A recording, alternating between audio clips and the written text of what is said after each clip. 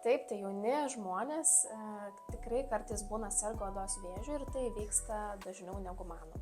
Kartais atrodo, kad tai yra vyresnių žmonių problema, tačiau turbūt esu turėjusi net kelis paaugliško amžiaus pacientus, kuriems diagnozavome odos vėžį.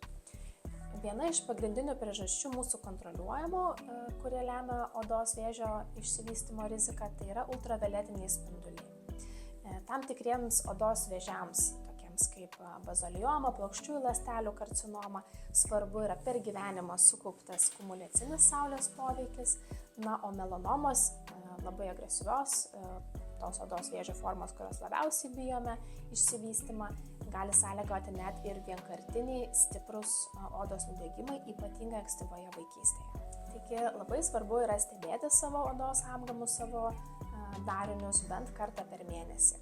Ir čia dažniausiai yra remiamasi tokia ABCD taisyklė, tai iš anglų kalbos verčiant A raidė atspindi asimetriją, jeigu darinys yra asimetriškas, jisai kelia susirūpinimą, B raidė atspindi kraštą, border, jeigu kraštas yra netolygus, taip pat vertėtų sunerimti ir pasitikrinti, C raidė tai yra color, jeigu darinys yra sudarytas iš kelių spalvų, D diametras didesnis negu 6 mm ir E yra evoliucija pokytis per laiką.